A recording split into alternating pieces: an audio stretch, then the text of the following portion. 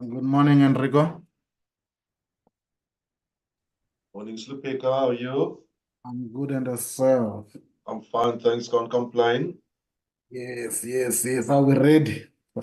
Yeah, I'm ready. I've got my stuff here at the bottom. Oh, yes. The agenda. Yeah, the notice is here, Slupex. And then Yeah, I've and got the report that you sent this morning. And then yes, I've also got the minutes. And then it's the presentation of the Luxembourg, as well as the PWI written submissions. yeah. I think we'll start with that one. What did you say, Slupeka? We'll start with the PWI written submission. I'm Okay, saying the okay, presentation. Yeah. okay, okay. Well, I've No. got all that. I've got all that. Okay. Cool. Okay, Slupex. Hey, I'm working today. My working environment is not conducive. What did you say? I'm It's not saying my working environment is not conducive. No, the kids. no, the kids are back. They're here at home now, and hey, Yeah, and I know. That's why I'm yeah. glad my one is on holiday. Oh, okay. I Very know seeing this each other. holiday, man, was this. It didn't come because I'm normally like this. During recess, Yes, we also it comes on same time as the holiday, the recess. But yes, that's yes. fine.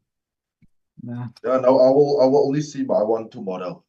Oh, okay. No, it's fine. Oh, I will see Okay, what to do. thanks. But yeah, It's Easter weekends, you must take them out. obviously. You must take them out because I mean schools are starting on the 2nd of April again. Hey, man. Morning, colleagues. Good Morning, morning. Annika. Are you?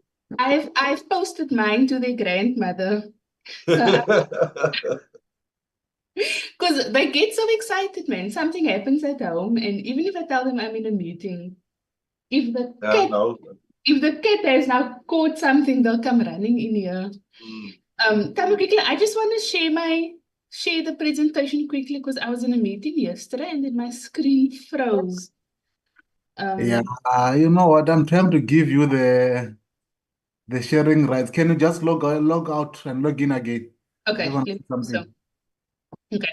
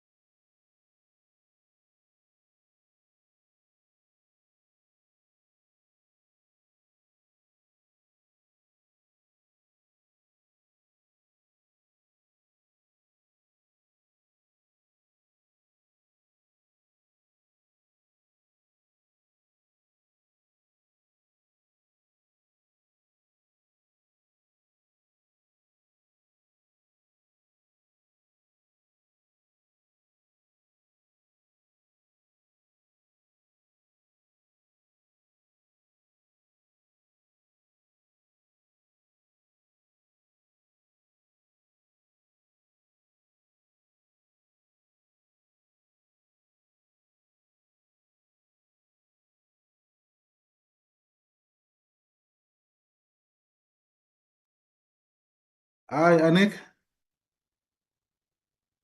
Anik, Yes, I'm gonna try now. I don't know today. I'm unable to give you hosting rights. Did you try giving it to Dr. van der Westhuizen? Who? No. 'Cause Um, when oh, it says remove pin, I don't know what's going on here. okay. Can So then, Enrico on your side, can you able to grant the hosting rights to Anik? I'll just check quickly, Slupeka. Because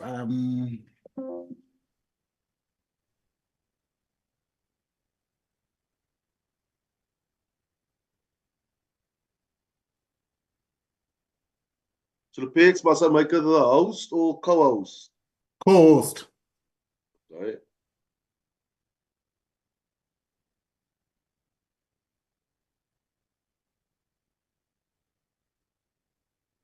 It is Slupeka.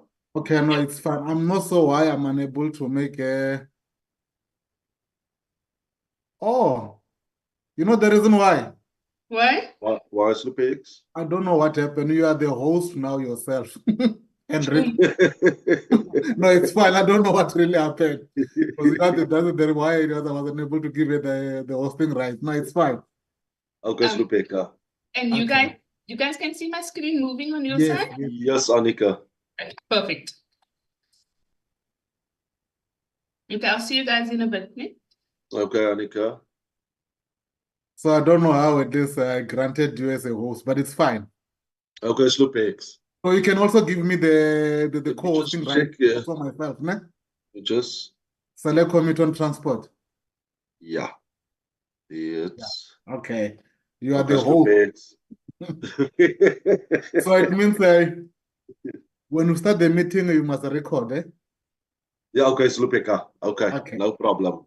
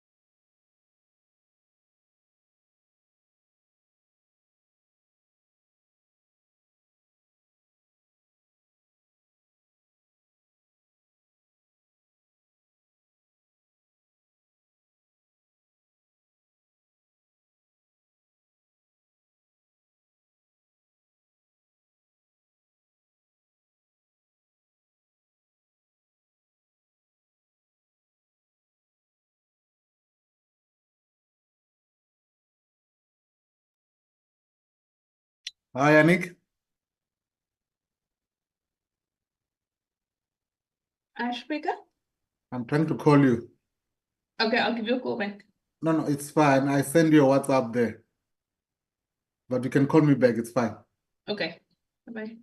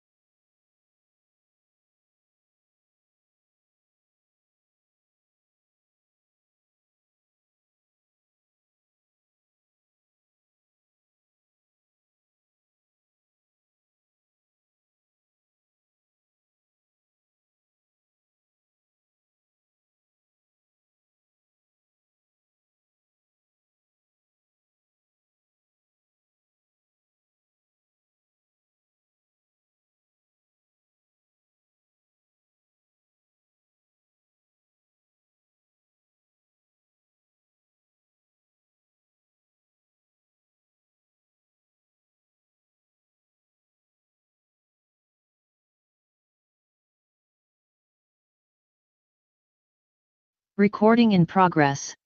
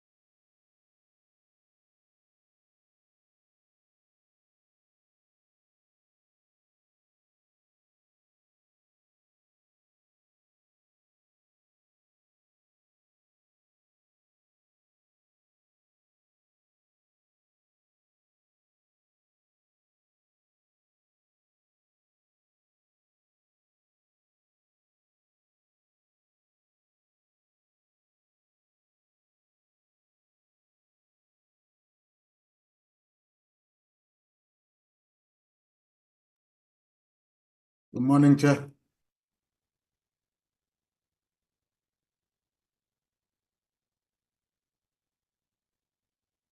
Chairperson.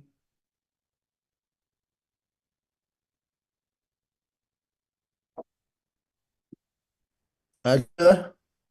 Good morning, Chair. How are you? I'm good and yourself, Chair. All right. Can you start in 5 minutes? Excuse me, Chair? Can we start in 5 minutes? In 5 minutes? Yes. No, it's fine, Chair. Thank you.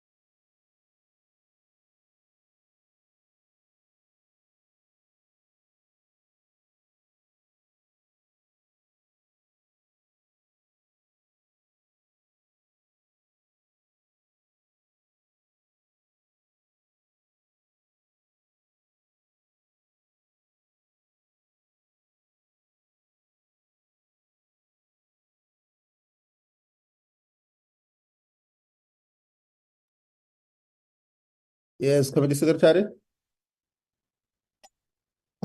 Uh, let me take this opportunity to formally declare this meeting of the Select Committee on Transport, Public Services Administration, Public Works and Infrastructure and Monitoring and Evaluation open. We are meeting today to process a number of items. We will receive the presentation from the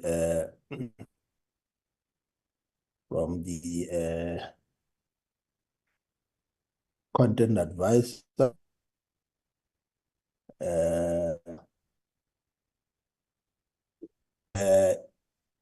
particularly with a view to deal with the aspect that the member of the presenter who has offered to present to us will not be around. So just to make sure that we make things much more easier for the members of the Select Committee, there will be a written reflection on the written presentation on the marine pollution amendment bill. Second item that we'll deal with, it will be the written and the response to the written submissions, and then we'll then also deal with the consideration of the Luxembourg Protocol to the Convention on International Interest in Mobile Equipment on matters specific to railway rolling stock, and then we'll then deal with the minutes of our last meeting. Those are the items that we'll be dealing with. Having said that, let me then formally extend a word of welcome to all members of the Select Committee, our guests, and then the committee staff who are always with us, our public, and the PFG group, but also the media contingent that will be joining us. Having said that, let me then check with the committee secretary whether there are any apologies that we have received. Thank you, Chairperson, and good morning, honorable members and colleagues.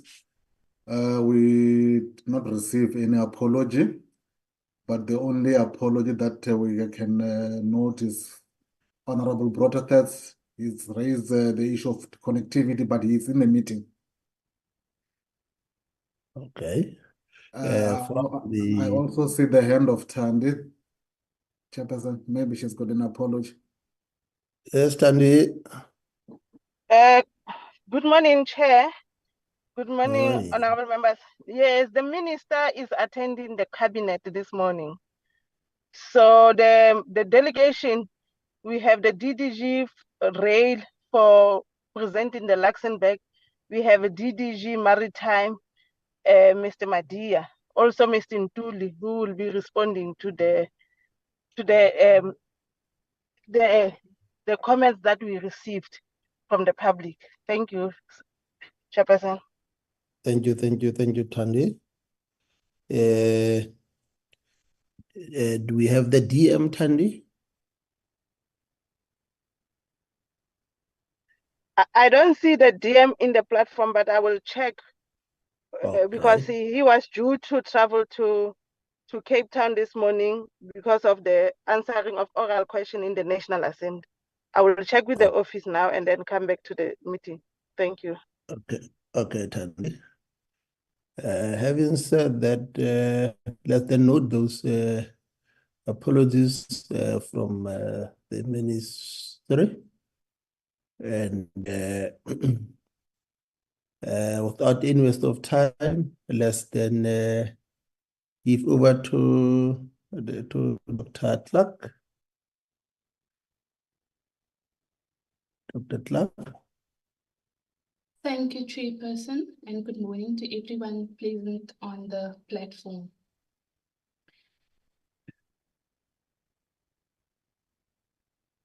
The bill before us is the Marine Pollution Prevention of Pollution from Ships Amendment Bill B5 2020 of 2022. The bill was passed by a National Assembly, transmitted to the NCOP for concurrence, and referred to the Select Committee on 7 March 2023. The Department of Transport briefed the committee on the bill on 18 October 2023, and on 4 February 2024, an advert was placed in national media calling for written submissions on the bill, with a deadline of 26 February 2024. The Select Committee will today hear written submissions received, as well as the department's response thereto.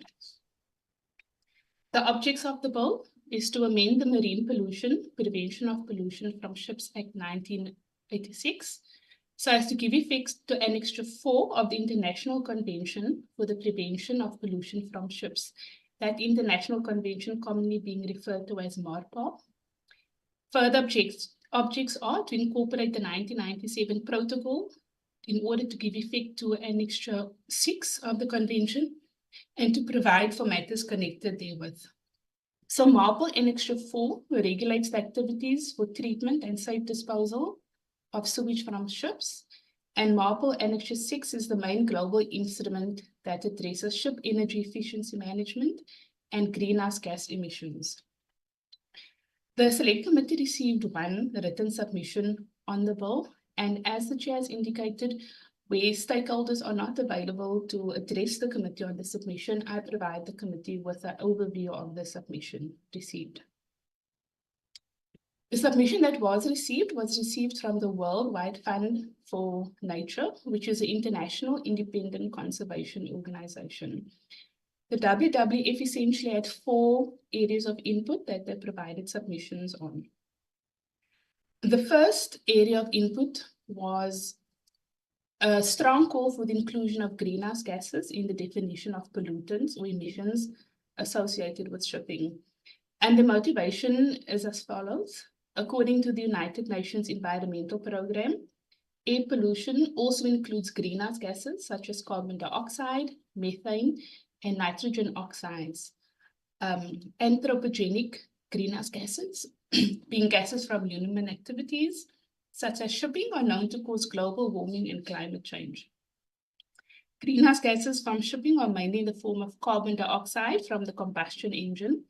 Furthermore, 6% of the fuel, being mostly methane, of ships that are powered by liquefied natural gas escapes uncombusted in the engine into the air. And methane is a potent greenhouse gas, which has 29.8 times the greenhouse gas warming potential of carbon dioxide measured over a 100-year period. The further motivation is that as signatories to both the International Maritime Organization Greenhouse Gas Strategy and Paris Agreement, South Africa should look to implement measures to reduce emissions from its shipping sector.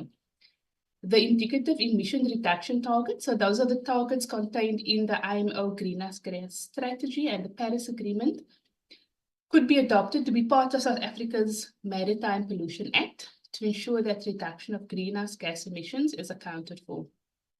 Finally, with regard to fishing vessels, reducing the carbon footprint will encourage fisheries to consider alternative gear or operational measures that reduce carbon emissions and result in more sustainable fishing practices. The last 3 areas of focus for the submission was that the Act needs to address noise pollution emanating from ships, particularly when traversing through sensitive habitat, such as the core foraging grounds for African penguins. Mitigation could include reducing ship speeds in these areas and avoiding the area if possible, and prohibiting bunkering at sea in these sensitive areas. And that mitigation would serve a dual purpose, both to mitigate noise pollution and to reduce the risk of oil spillage and impact on the environment. Lastly, noise pollution emanating from seismic surveys should also be reduced to lower decibel levels that are considered safe for the environment and should be used as alternative methods to the air gun array. The third focus area for input was that other pollutions from ships also need to be regulated, such as hypersaline water, so that being water that has a higher than usual salt concentration, and warm water discharge from ships emanating through alternative gas-generated energy. The last area for submission was that light pollution from ships also need attention. Example was given of a squid fishery that uses bright lights in coastal waters at night to attract squid to the surface. However, the unintended consequence is the impact on flying insects' ability to navigate at night, which may result in many pollinating flying insects being lost at sea. And this is also an area that WWF feels should be given further attention. And that concludes the overview of the input by the WWF. Thank you.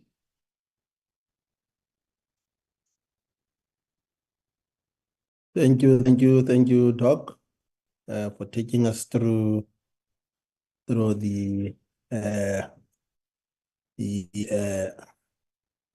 presentation.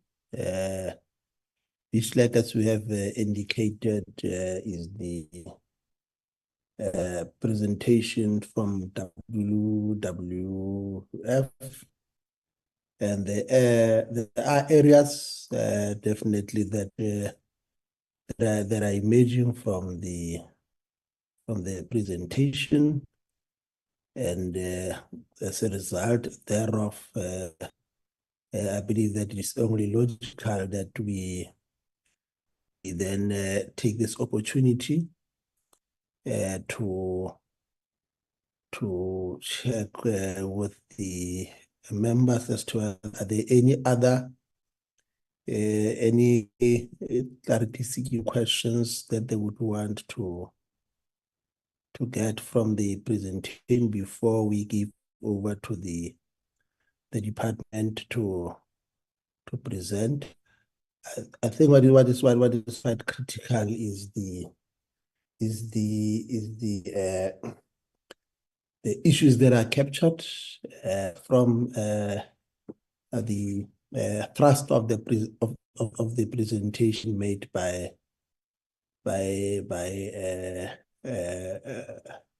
our doc, and what is quite clear is the need to make sure that at least we appreciate the thrust of the issues.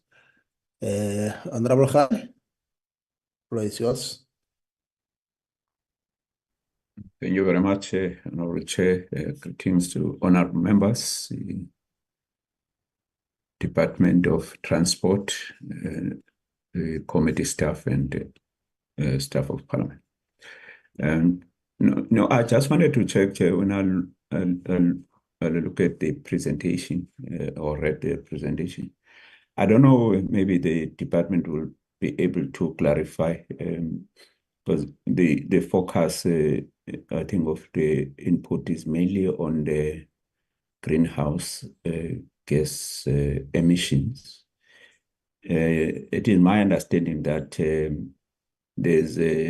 I think there's a bill before Parliament that is called the Climate Change Bill, that I believe that it addresses the issues that are raised in the presentation. I think the bill is a whole chapter focusing on the greenhouse gas emissions. I think chapter 5 of the bill. Also, there's a particular section in the bill that refers. I don't know if the submitter would not be covered by that bill in terms of the issues that it is raised. I just wanted that clarity, Chair. It's a pity that the person is not here to respond. Thanks so much. Thank you.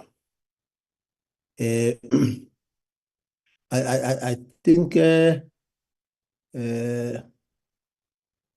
let's then give over to the department, unless or should I start with you, Doc? Or should we go straight to the department? I think it might be best to hear the department's view and response. Okay. Oh, brilliant. From the list that we received from Thandi, we have DDG for Maritime Transport, and the Chief Director is Mr. Madia and also Mr. Nduli.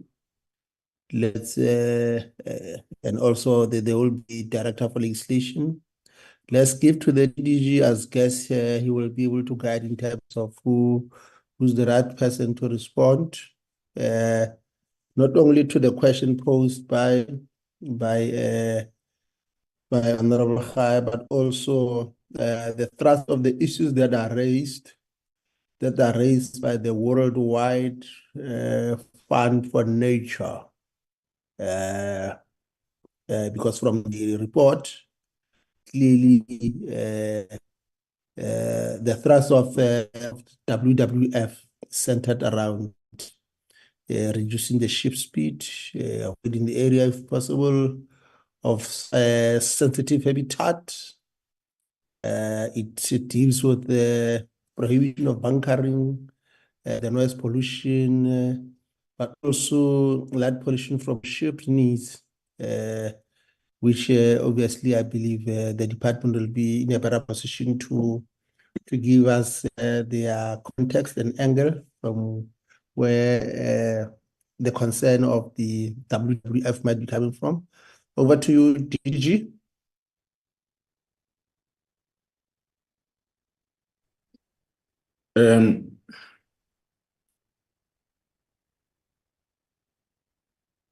Good morning, Honorable Chair.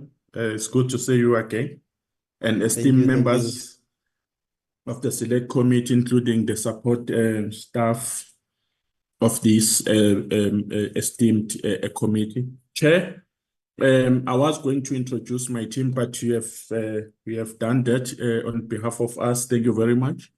I'm, however, going to request Mr. Nduli, who is the Chief Director for Legislation and Policy Development in the Maritime Branch, to take the esteemed Select Committee through, including the question that was asked by the Honorable member of the committee. I think once he has taken through the committee, we'll be able to automatically answer that response. But if we need to be specific, we'll do so. Over to you, Mr. Nduli. Thank you, Chair. Thank you, Mr. Madia. Mr. Nduli, the floor is yours. Thank you very much, Chairperson, and thank you, DDG, for the introduction. May I just confirm that I'm audible? Yes, you are. Thank you very much. We had in advance prepared a set of responses to the matters raised, and we shared these with our office and as well as the Secretariat of Parliament. And I would like just to request that if that can be flighted on our behalf, or if we can be given rights to share the presentation that we'll be using as a form of response to the matters raised. Thank you, Mr. Nduli. Can you help Committee Secretary? Chairperson Enrico, can you give them the hosting rights? Yes. Yes, Lupeka, I've given them the hosting rights. Okay. Thank you very much. And I see my presentation here. Can the chair and the members confirm that they can see what I see? Yes, it is possible. Thank you very much.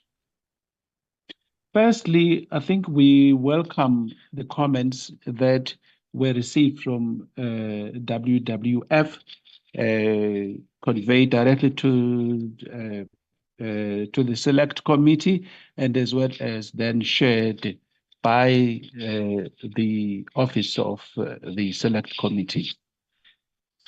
So we have then listed the matters in this matrix, which I'm just scrolling up to the beginning of it. And just to say that we are grateful to WWF for raising the matters, and for the interest of the members, for them just to be aware that the WWF is represented as an observer, non-governmental organizations at the International Maritime Organization. So it would then be aware of the status of negotiations that are currently under the care of the IMO. Now, we have then, if I could just go through the matters as raised. Firstly, they have raised the issues pertaining to the anthropogenic greenhouse gases from activities such as shipping, being known to cause global warming and climate change, leading to substantial damages and increasingly irreversible losses to the marine environment, but also on the psychosphere, as well as coastal and open ocean system. They have as well raised the matters pertaining to the fact that ships powered by LNG have a methane slip of about 6%, and they've articulated well that the 6% of the fuel, which is mainly methane, escapes uncombusted. And they have shared that information, which indicates the impact this has on the environment.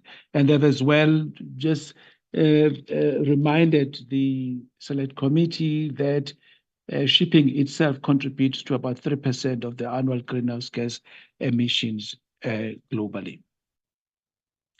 Now, our response, Chairperson and the members, firstly acknowledges that matters raised by the WWF are part of the considerations being given by the IMO Marine Environment Protection Committee, to which South Africa participates fully, as it continues to review and aim to strengthen the present regulations, which are currently incorporated in Annex 6 with the ambitions of the present IMO GHG strategy, which was adopted last year. Now, until the IMO greenhouse gas discussions and improved regulations are concluded, it is the view of the department that it will be premature for South Africa to unilaterally impose measures in the form of the targets that WWF is calling the department to do, which may be preemptive of the outcome of the negotiations. Members will appreciate that the negotiations are a little bit delicate at this stage, but IMO has made great progress with the strategy that it adopted. And the biggest challenge that must be considered is as well also the enforcement capacity, particularly in cases where we seek to go beyond the current text limits of the provisions of Annexes 4 and 6.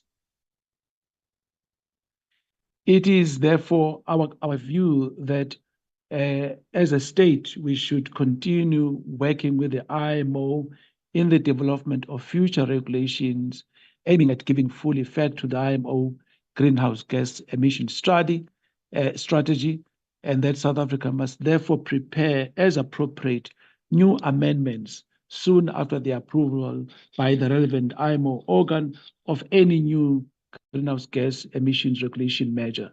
Therefore, the priority at this stage in the view of the department should focus on incorporating Annex 4 and Annex 6. And members would also appreciate that we have created in these amendments a mechanism that if there are any changes to the global regulations, the minister would be able to update the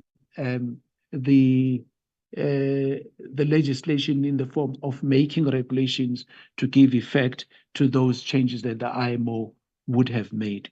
So we would like to as well, just if I could respond to the matter raised by the honorable member Gai, to say that all sectors have to contribute in reducing greenhouse gas emissions. And the bill that is currently being considered would then help the shipping industry to ensure that as they enter our territorial waters, that South Africa is able to enforce what the IMO has agreed to.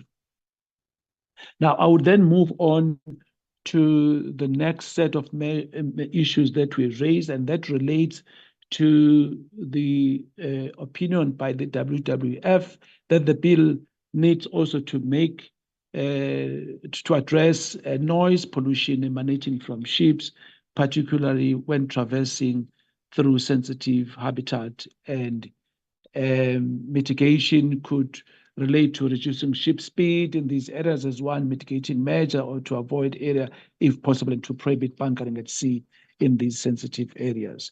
They went further, as Doctor has also indicated, that they hold the view that prohibiting bunkering in the said sensitive areas has a dual role in mitigating noise pollution and reduces the risk of oil spillage and impact on the environment.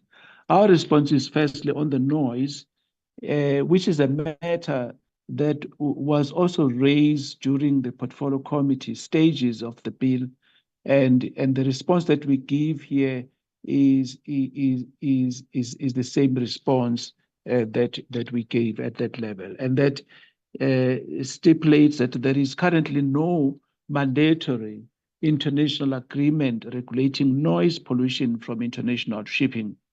However, from a safety of shipping point of view, especially concerning onboard ship noise, there is an IMO code on noise level, which is shortly referred to as the Noise Code, enforced by the administrations for the design of ships, new ships, and operations of existing ships. For all the ships calling at South African ports, SAMSA does check compliance with the noise code by the ships, and we appreciate the fact that this relates only to the noise on board. But on matters relating to noise outside as an impact of a ship's movement, and which then obviously the impact on the environment, we would just like to bring to the attention of the members that there is also no international accepted treaty that South Africa is party to, on the basis of which we can draft domestic legislation. Even if there was, this will require then a completely new process that must go through cabinet and consultations before it is brought to this level.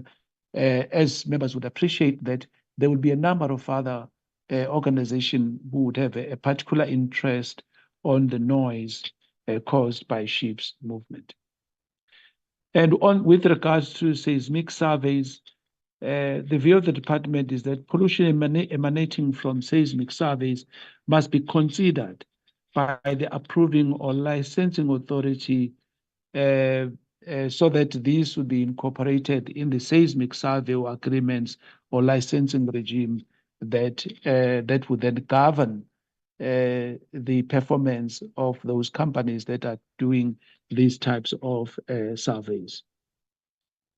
So the recommendation then from the department is that the proposed amendment is proposed by the present bill in its current form be given priority, considering the fact that the aim is to incorporate treaties that South Africa has already ratified, and that matters relating to outside noise from ships be not considered, and that the department should continue engaging with the relevant organs of state and the environmental organizations in finding the best way forward with an approach to regulate issue of noise during licensing for this type of activities.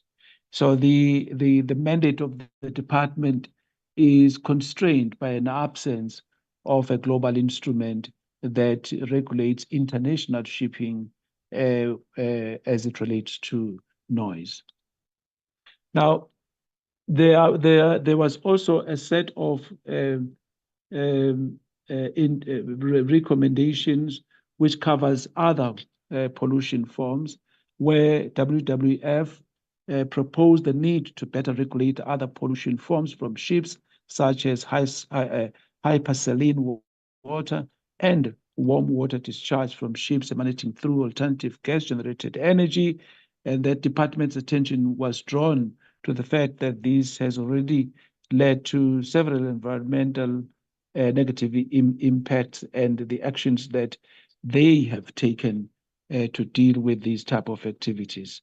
The response of the department then is that although these proposals contribute in the debate, they, however, require a global instrument in order for measures to be globally applied to ensure effectiveness and impact.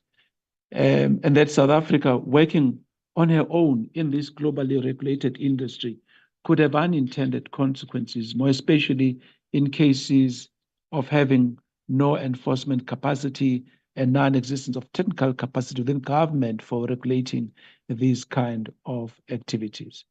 We therefore recommend in this case that for these reasons, we will not recommend that we regulate this activity at this stage, but that we should, as the department, continue working with the environmental organizations to study and build the required technical capacity to understand and regulate the matter in no distant future. WWF also continued to propose that the light pollution from ships needs attention to mitigate the negative impact on the environment. And an example was raised more particularly on the squid fishery that uses bright lights in coastal waters and the impact on the insects community to ability to navigate, and that they did, however, indicate that these matters would also require a degree of research for it to be better understood. We agree with this, and that pollution emerging from light pollution must be considered by the approving or licensing authority of that particular activity attracting pollution, so that it is incorporated in the approved methods used in squid fishery agreements or licensing. We agree that in order to regulate matters raised under this point, more scientific research and investigations will be necessary. So based on this, we're recommending that the proposed amendment as proposed by the present bill in its current form be given priority, considering the fact that the aim is to incorporate treaties that South Africa has already ratified, and that matters relating to light pollution during the squid fishing process be not considered, and that the department, however, should continue engaging with the relevant organs of state and the environmental organizations in finding the best way forward with an approach to regulate issue of light pollution during licensing for these type of activities. Mr. Chair, the Honorable Chair and the members would like to end here with our responses. And I thank you for your attention, and over to DDG Madia. Thank you.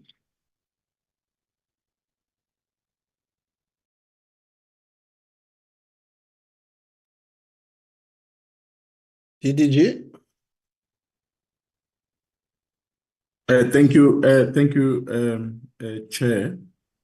And I think that is our submissions to this to the committee, and then we will then await to take any clarification, questions, or inputs on the subject. Thank you, Chair. Thank you, DDG.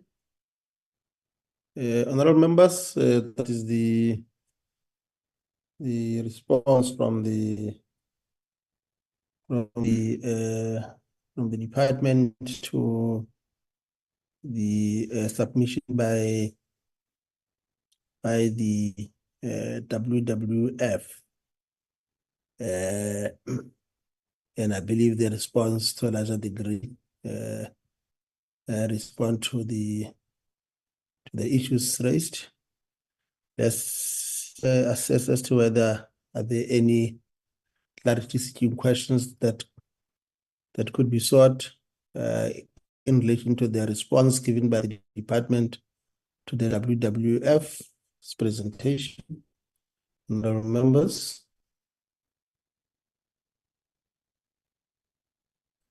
So I would say we welcome the response, and we will deal with it when we deliberate. But I've been checking, Chair, through my emails. I don't seem to find the response of the department amongst the documents that were given to us. Yes, So yes, yes. request that Yeah, I think we're on the same page. You are correct. Correct. Also, I suspect is by virtue of usually we receive the response and then come back to receive the departmental response. But I suspect is by virtue of the fact that only one submission was made, and in terms of the work done by Doc, I suspect the team might have overlooked the need because as the chief director indicated, he shared the response of the department with the committee. Committee Secretary? Thank you, Chairperson. We did not receive the response, so I think maybe Tandy can assist in this one. Because if we have received, we should have said with the members.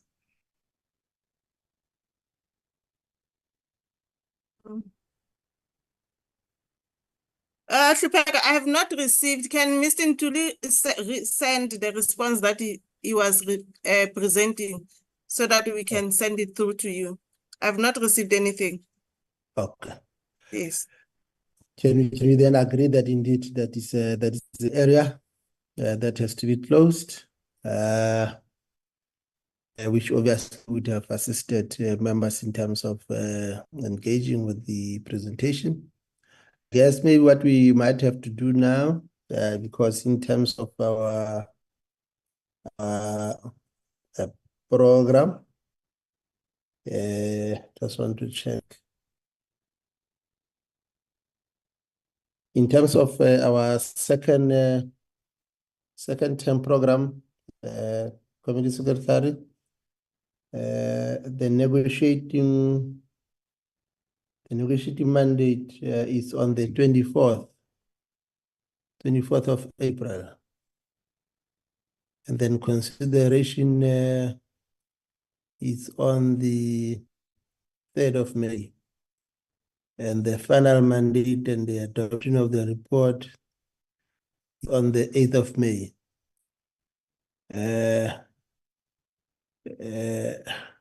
Is that the understanding? Maybe we can just probably reiterate that in terms of way forward. Committee Secretary. Thank you, Chairperson. That's correct, Chairperson, with the program that has been submitted to the House Chairperson, which we're still waiting for the approval. That is correct, Chairperson. And given the limited space of time, because in terms of the NCOP program, we need to finish our work 3 May, but which we cannot, given our, hence we push it to 8th of May. Okay. So that is correct. All right. Can we then agree that once we have received responses, probably there are issues that members might want to canvass in relation to response by the department to that WWF, maybe where we can ascertain that when we meet on the 24th of April, which will be mainly to deal with the negotiating mandate. We'll probably make a follow-up just to check as whether from the presentation made in relation to the responses, are there issues that members might want to canvass before we deal with the negotiating mandates? Let's agree with that. And then take this opportunity then to express a word of gratitude to the DDG and the Chief Director for the responses that they gave in relation to the written submission that was made by WWF, but also as clarified more from the presentation that was made by the doc I guess for now we are fine in relation to the written presentation and also the response by the department. But that if there are any issues that members might pick up from the going through the responses by the department, we'll ascertain that when we meet in the second term. Thank you, DG. Let's then go to the next item on the agenda, which is the Luxembourg. Am I correct, Committee Secretary? Yes, Chairperson, you are correct, and I will request Enrico to grant permission to Mr. Mwakoma Kaipeya. Enrico, can you help? Okay, Chair.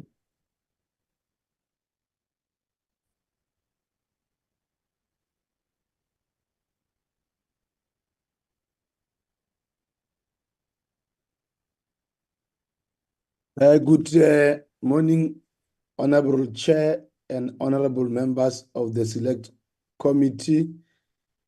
Chair, my name is Mwakuma Kaipi. I'm the DDG responsible for rail transport in the department.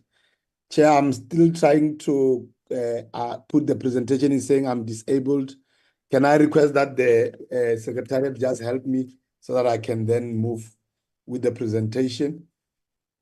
Hosting rights was granted, sir. Thank you.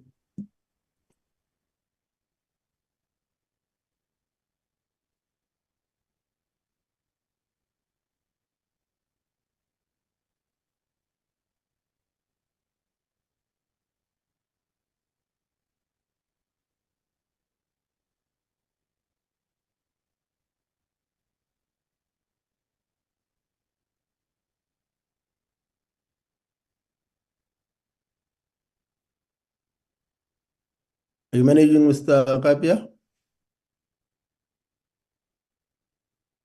It looks like technology is not it's failing me, Chair. If I can be assisted. Can you fly? Can they fly on your behalf? Yes, please, Chair. All right, Enrico, can you help that? Can you do that?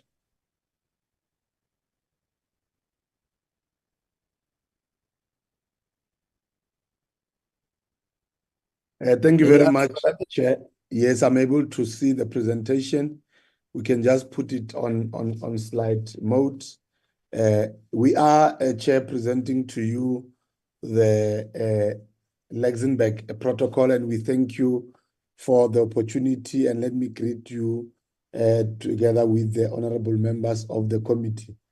The purpose, Chair, it's for us to request the Select Committee on Transport, Public Service and Administration to grant permission, Chair, of the Luxembourg Protocol to the Convention of International Interest Mobile Equipment on matters especially specific to railway rolling stock, which we really call it Luxembourg Protocol, which we believe that is a very important instrument, Chair, to be able to assist us with regard to the work that we do in the railway industry and really assist in terms of this investment-led intervention drive for the country, which itself translates towards economic performance, that knowing the role that transport plays in that particular regard.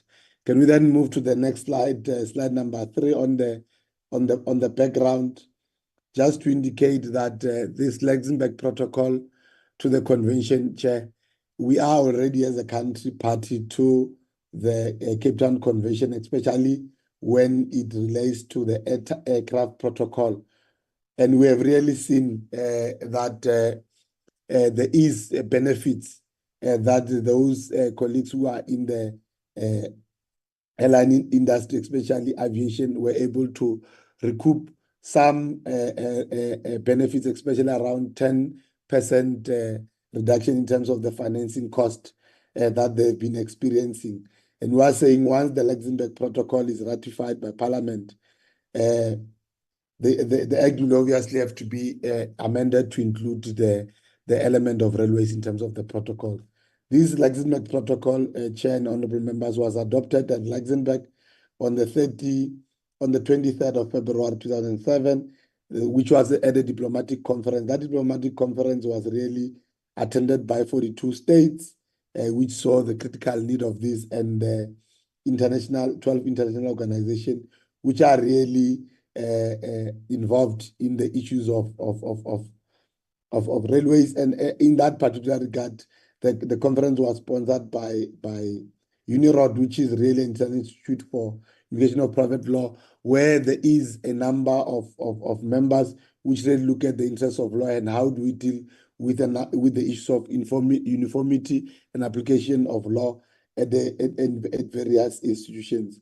And then lastly, by OTIF, which is the Organization for International Carriage of Railway, which will be one of those organizations that will be able to really host the registry that we seek to register and establish through the protocol itself. Moving to the next slide on the introduction, we are saying this Luxembourg Protocol is a multinational treaty which is established really to create that financing regime that will be able to make sure that there is a reduction in terms of the cost of private financing for rolling stock, especially when we look at those parties that are involved, which include the lenders, which is your financial institution, and the lessors that lease their rolling stock, and the vendors that will be able to sell this in terms of various agreements. And we have made sure that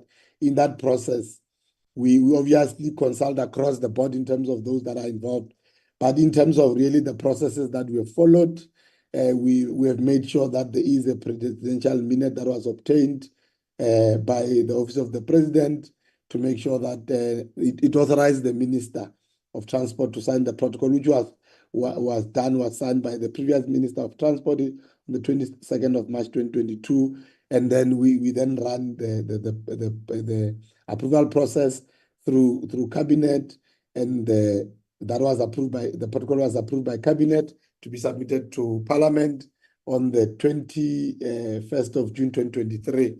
And considering the nature of the protocol, because it falls within the scope of Section 22(3)(1)(2) of the Constitution of the Republic of South Africa of 1996, it requires that before it's ratified, both houses of Parliament are able to then consider that and approve it. And we have already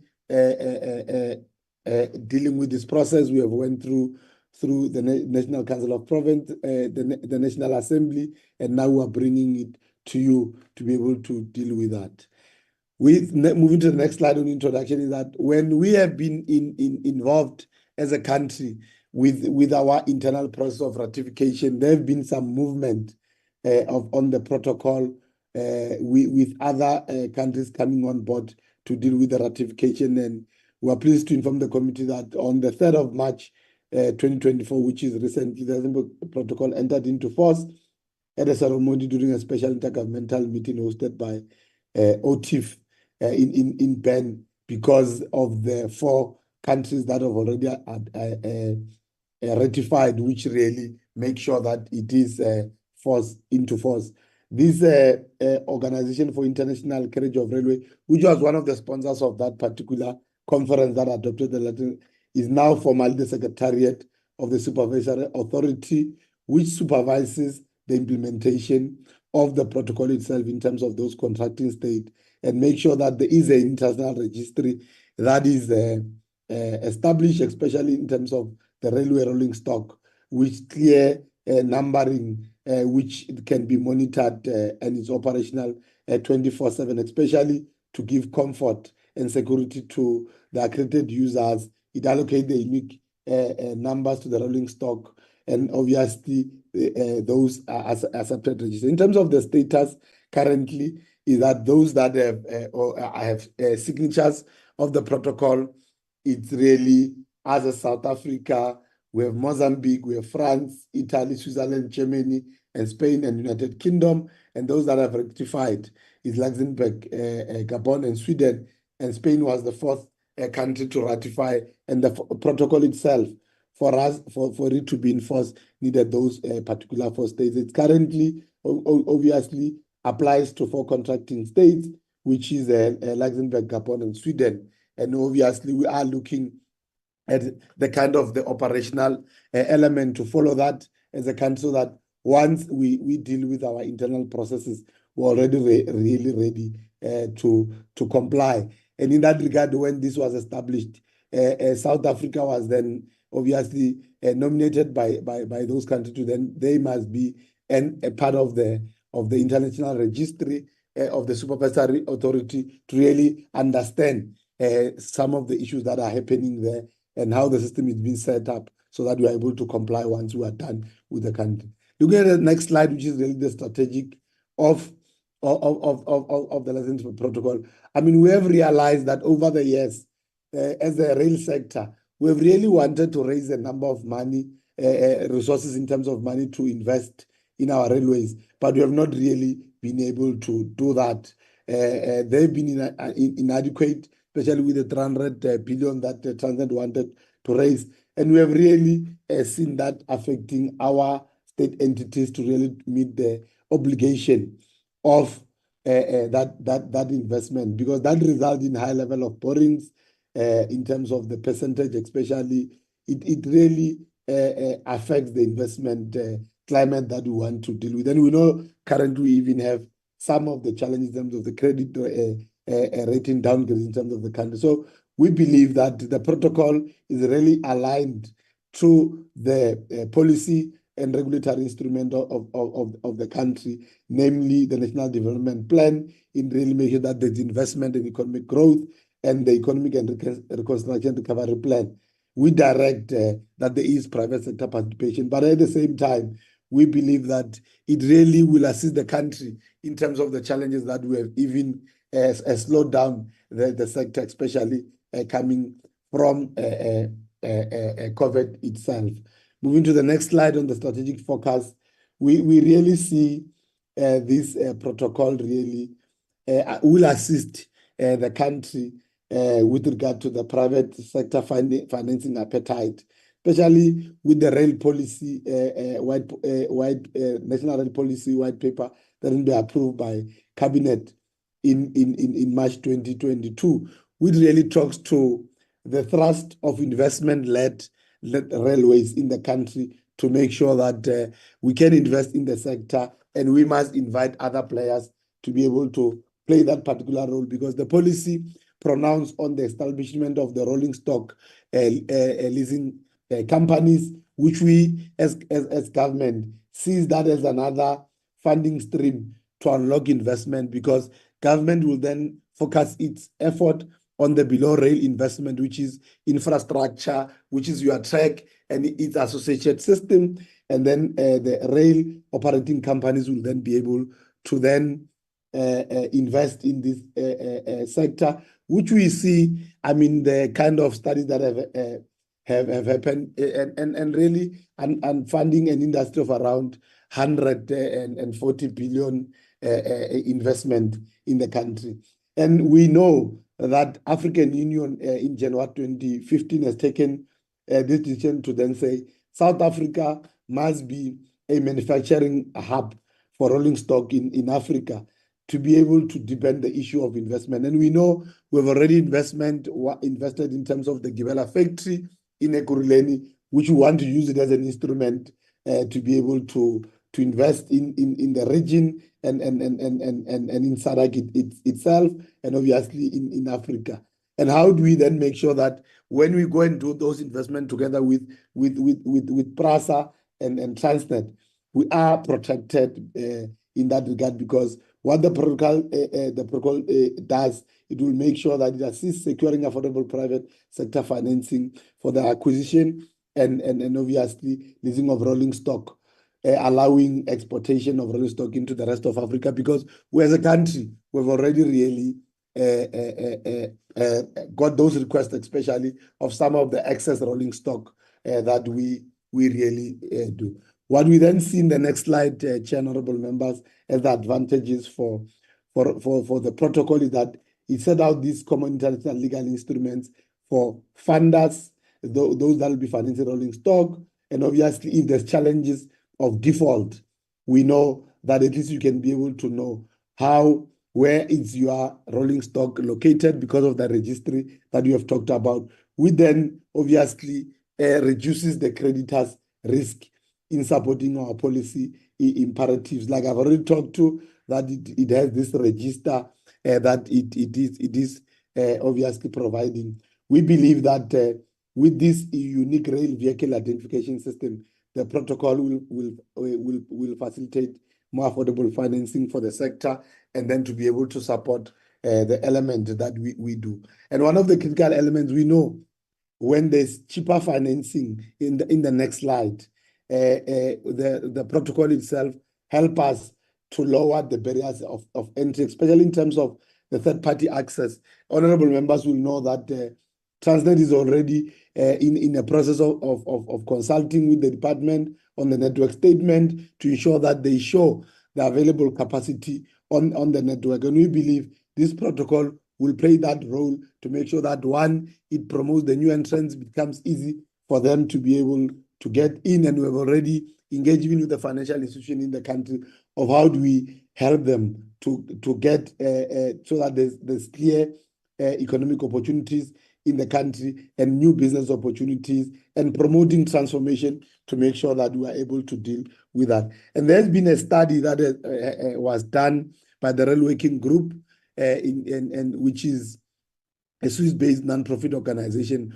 obviously working with the rail industry through area in the country, with National Treasury, DTI, to really justify the level of investment of this. And over a 10-year period, really, we see financial of refinancing of the rolling stock in Africa, obviously to around really 33.4 billion rand, which we really see that, and that study was engaged with us as a part of really seeing what then becomes the benefit of the country. With regard to consultation, we have really consulted across the board on the next slide in terms of the sector itself, those various government institutions and departments, National Treasury, and obviously their role in terms of the financial elements, DTI in terms of the issue of how do we make sure that we grow the country and African Continental Free Agreement, and how do we put into that, Department of Public Enterprise, the shoulder, DECO, what we have done, Chair, as part of the process. Obviously, we have submitted the protocol through the state law advisors within them, DECO, so that they are able to show whether it's not in conflict with our local Recording stopped.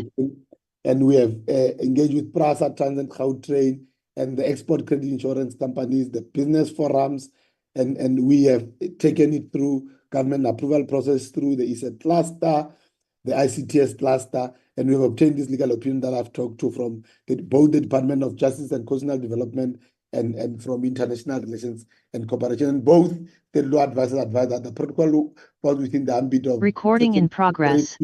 312 of the constitutions, and that's why we are engaging with this particular process.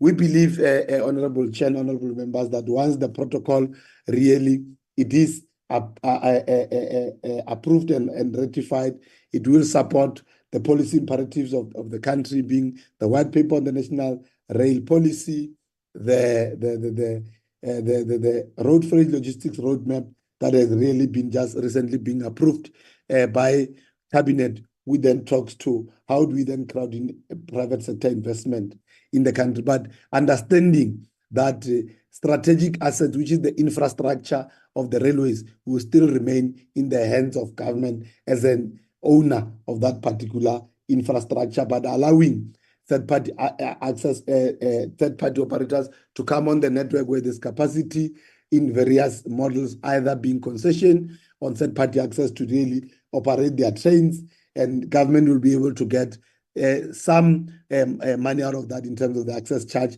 and invest it back in terms of the access charge and invest it back into the infrastructure. We see this as one of those game changers to contribute towards the growth and the investment in the railway sector.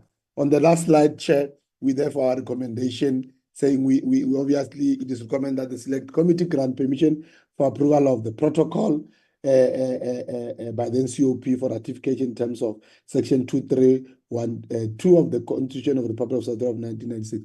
With that said, Chair, I thank you, and obviously we'll take guidance from you if there's any other questions of clarity. Thank you very much.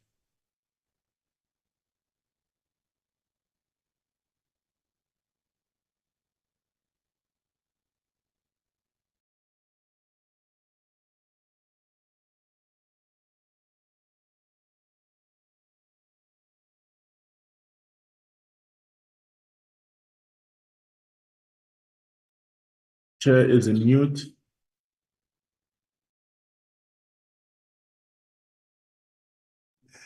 My apology, members. Let's appreciate the presentation on the Luxembourg Protocol to the Convention on International Interest in Mobile Equipment on matters specific to the railway rolling stock, as presented by Mr. Makaipia. I'll invite members for clarity-seeking questions. I've seen Honorable Dango. The floor is yours, Ambassador.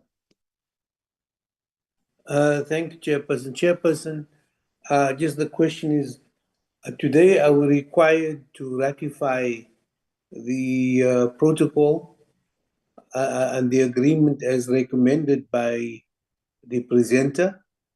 If that is so, then I think we should consider that. Thank you.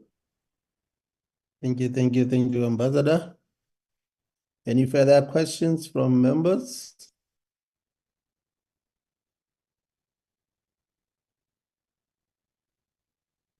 Let's check.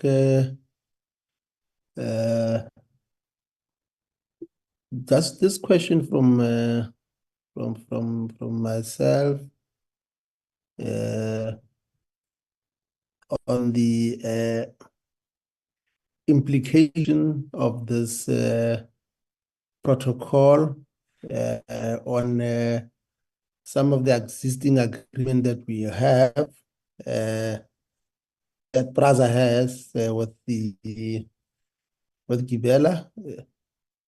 Remember that the agreement the agreement is to supply 600 passenger trains as entered into in 2015. And this agreement comes to an end in 2025.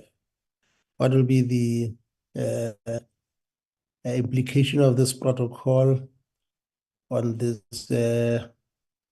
Gibela PRAZA program?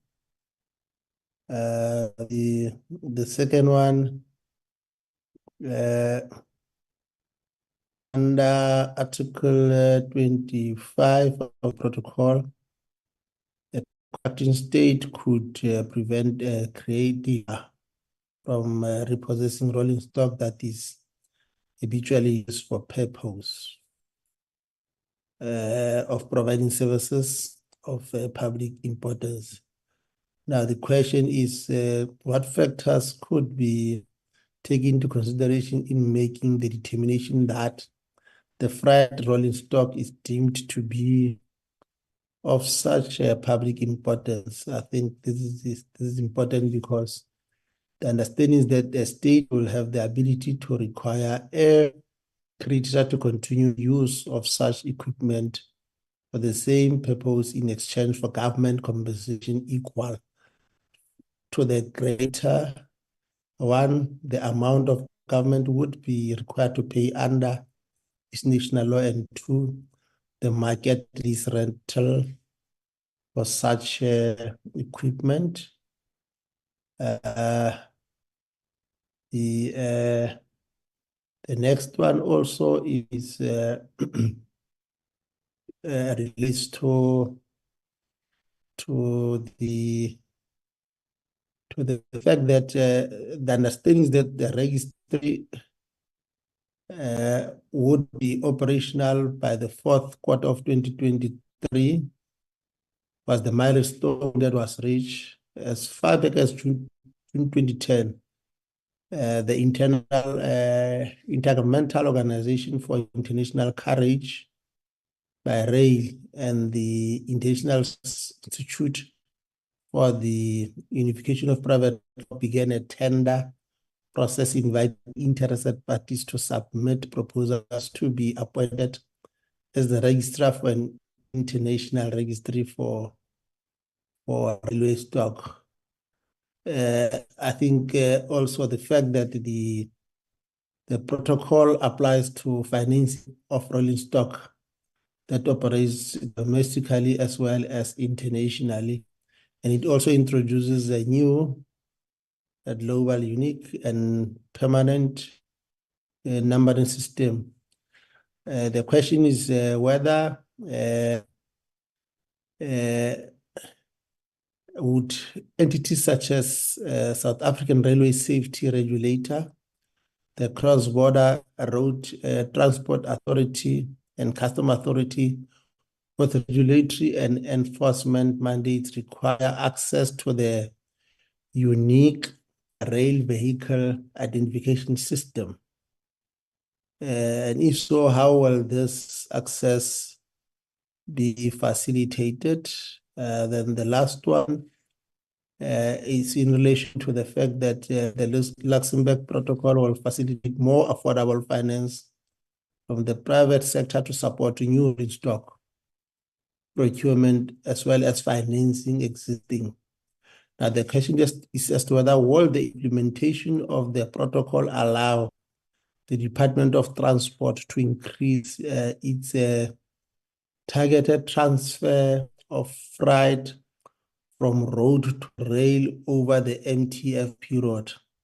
And furthermore, what is the revised figures anticipated to look like compared to the current target of 10%? Over to you, Mr. Magapia.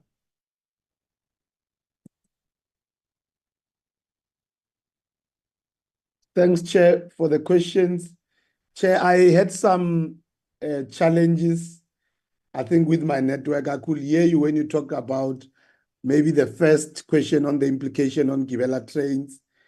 And then I lost you when you were talking about Article 25. I could hear you talking about Q4 of 2024. But when you talk about whether does it applies to financing institutions, including RSR access, and the last one, I could hear you.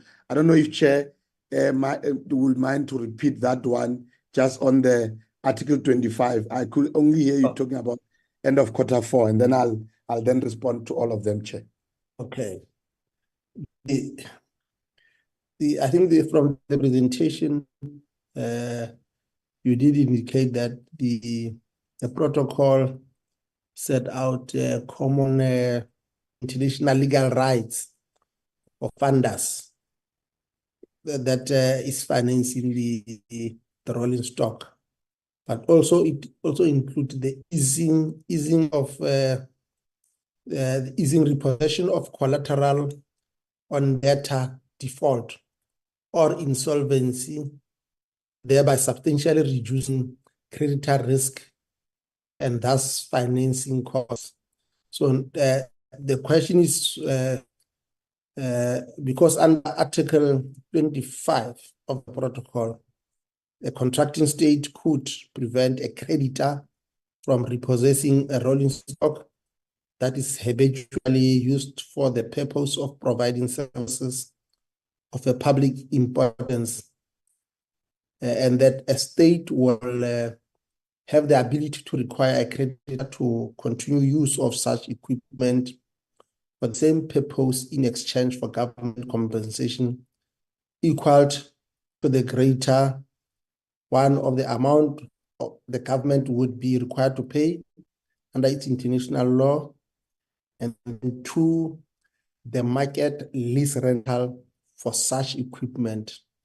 Now, the question is, what factors could be taken into consideration in making the determination that freight rolling stock is deemed to be of public importance?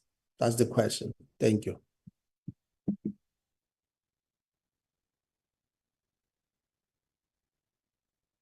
Thanks, Chair, for for the questions, I think I now got the questions.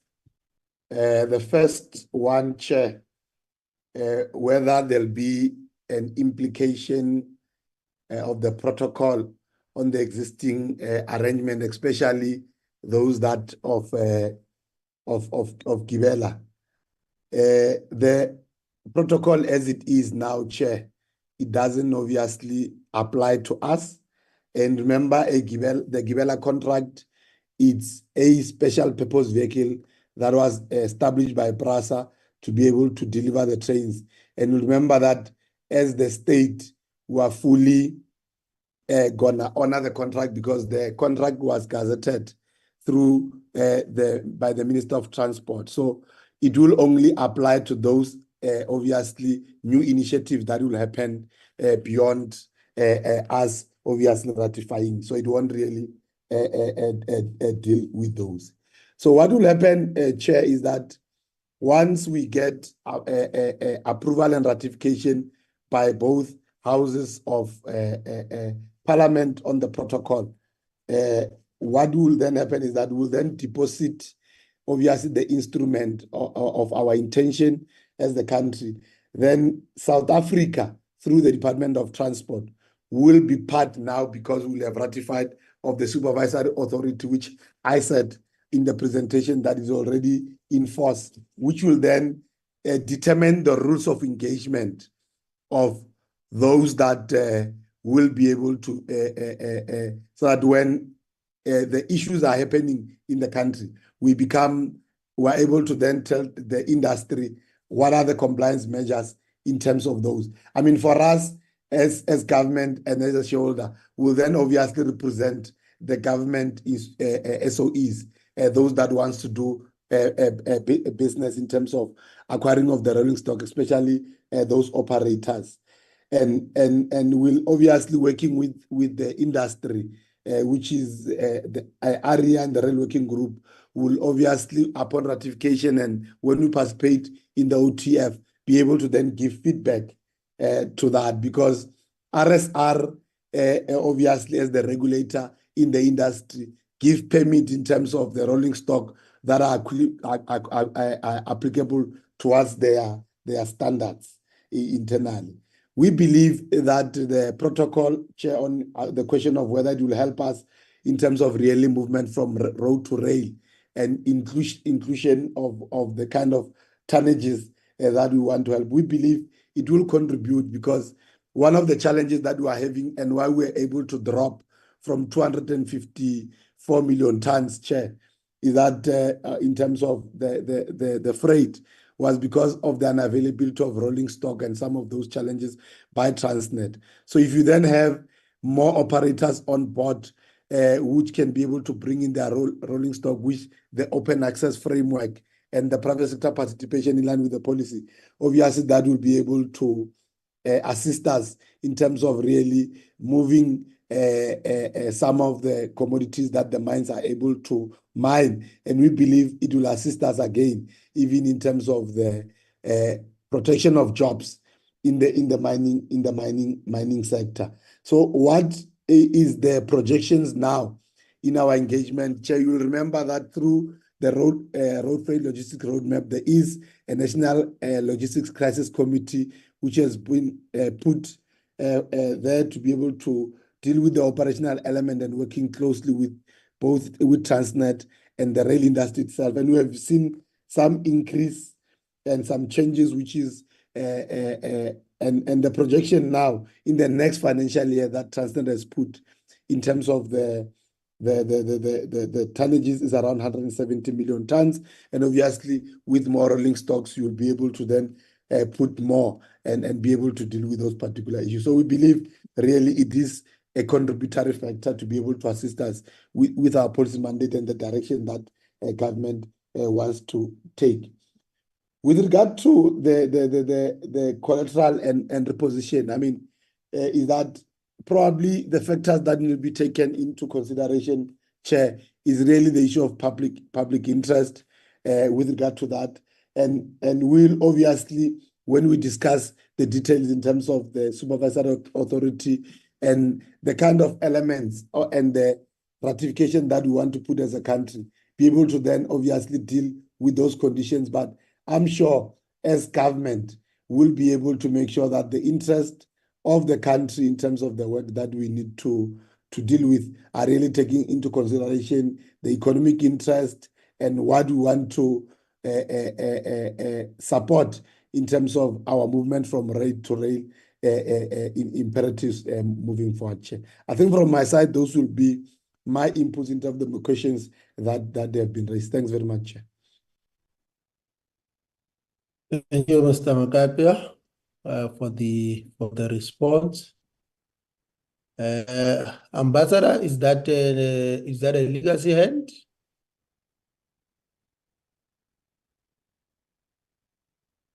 I guess that is the legacy hand from the Ambassador Dango.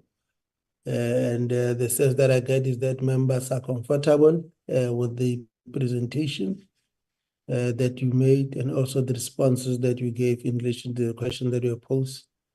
So I think we are fine now in terms of the Luxembourg Protocol. Let's then, Committee Secretary. Thank you, Chairperson. Do you have the report? Yes, Enrico, can you flag the report?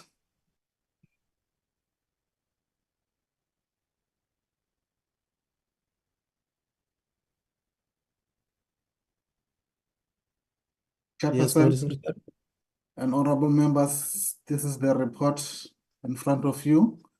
The report reads as follows. A report of the Select Committee on Public Transport, Public Service and Administration, Public Works and Infrastructure on the Luxembourg Protocol to the Convention of International Interest in Mobile Equipment on matters specific to railway rolling stock, dated 27 March 2024. The Select Committee on Transport, Public Service and Administration, Public Works and Infrastructure received a briefing from the Department of Transport on the strategic focus and objective of the Luxembourg Protocol to the Convention of International Interest in Mobile Equipment on matters specific to the railway rolling stock, which is the Luxembourg Protocol on 27 March 2024. The Luxembourg Protocol is a multilateral treaty that established an international asset-based financing regime that will enable and reduce the cost of private financing for rail stock. It creates a new worldwide legal framework to recognize and regulate security interests of leaders, lessors, and vendors selling under conditional agreements and where secured by rolling stock. The protocol sets out common international legal rights for funders financing rolling stock, including easing repossession of collateral on debtor default or insolvency, thereby substantially reducing creditors' risk and thus financing the cost. The Select Committee has considered the protocol against the backdrop of the recommendations of the National Development Plan, the White Paper on National Rail Policy, and the Economic Reconstruction and Recovery Plan, which directs greater private participation. Having considered the request for approval by Parliament of the Luxembourg Protocol to the Convention on International Interest in Mobile Equipment on matters specific to railway rolling stock, refer to it, the Select Committee recommends that the National Council of Provinces, in terms of the Section 2312 of the Constitution 1990s, approve the said protocol. A report to be considered. Chairperson, that is the report in front of which the committee need to approve before it's sent to. Thank you, Committee Secretary. Honorable members, that is the report on the Luxembourg Protocol. I put the report to the members. Is there any reflection that members would want to make in relation to the report?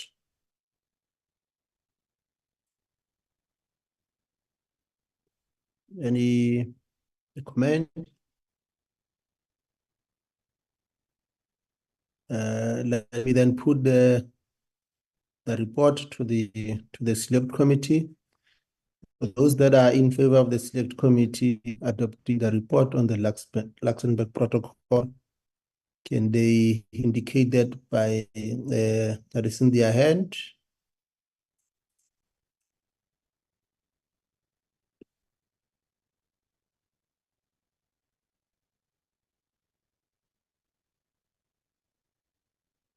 Committee Secretary?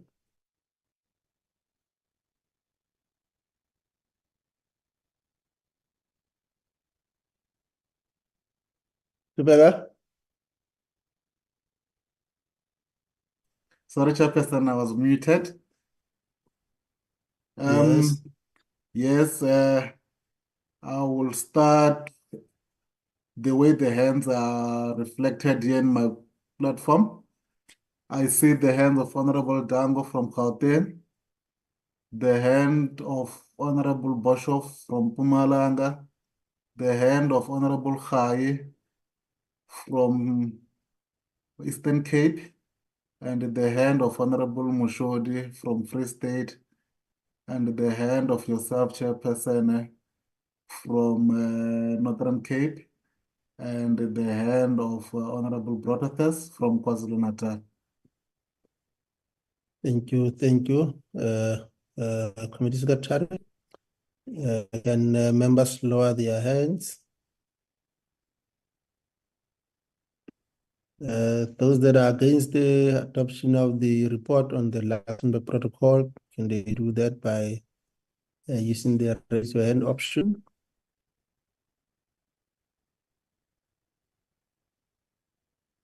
Committee Secretary? No one, Chairperson. Anyone that is abstaining, members, can they do that by indicating through the raise your hand option? Committee Secretary? No abstentions, Chairperson. Therefore, the report on the Luxembourg Protocol is unanimously adopted by the committee. It will then be sent to the House for adoption. And let me then take this opportunity to express a word of gratitude to the DDG, the Chief Director, and the team for gracing our committee meeting today to deal with those two items. As we have indicated, it will then be sent to us for adoption. That is the recommendation that the committee will be making to the House, the plenary. With your team, you are free to leave DDG because now we are only left with our in-house matters. In this instance, the minutes. Committee Secretary. Thank you, Chairperson. Enrico, may you please find the minutes?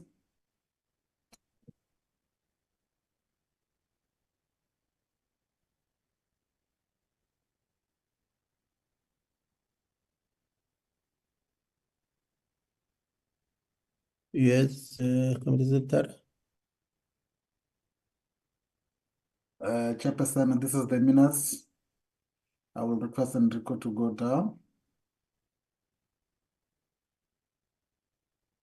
The agenda, Chairperson, we were receiving a briefing by the Department of Public Service Commission on the key recommendations contained in its 2024 report on the public service reforms towards professionalization, a public service committee perspective. So, Chairperson, you can see those are the members who were present and their apologies.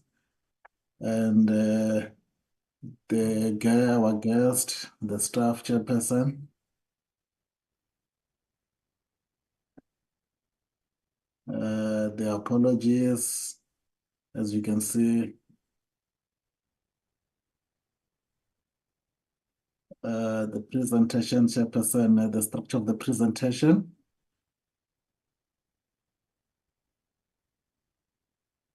Thereafter, Chairperson, the committee deliberations.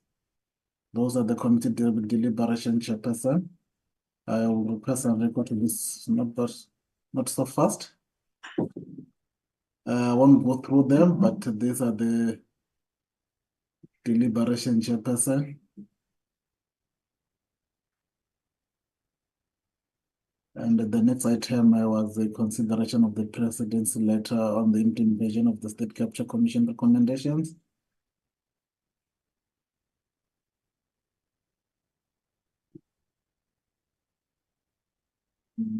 Consideration and adoption of the minutes of 13th of March. That's the minutes, Chairperson. Over to you, Chair. Thank you, Committee Secretary, for taking us through the minutes. Any correction that members might have noticed that has to be done? Addition or subtraction? Can we then get a waiver for the adoption of the minutes of the 20th of March? It's a true reflection of what transpired last week, in last week's meeting. Can I get a mover? I move, Chair. Thank you, Honorable Khai, for moving for the minutes to be adopted. Can you get a seconder? I'll second, Chair. Thank you, Ambassador. Therefore, the minutes of the 20th of March is truly adopted. And I believe that the agenda for the day is exhausted, Committee Secretary. That's correct, Chairperson. Thank you. Then our next meeting, when is our next meeting? 17 April. 17 April. And you indicated that we are finishing the 3rd of May. 8th of May. 8th of May. All right. Okay. Let's then take this opportunity to express a word of gratitude to the honorable members of the Select Committee on Transport, Public Service and Administration, and Public Works and Infrastructure and Monitoring and Evaluation for attending this meeting and also ensuring that the meeting is truly succeeding, but also for ensuring that the committee is able to process the business of the day. As we are going on Good Friday, and also the month of Ramadan, let's wish our members to take good care of themselves during this hectic month and hectic weekend. And until we meet in the second term on the 17th of April, the meeting is formally adjourned. Thank you, honorable members. Thank you, Chair. Thank you, Honorable Khai. Thank you, Chairperson. Stay safe, everyone. Recording stopped. Thank you very much. Happy Easter weekend. Thank you.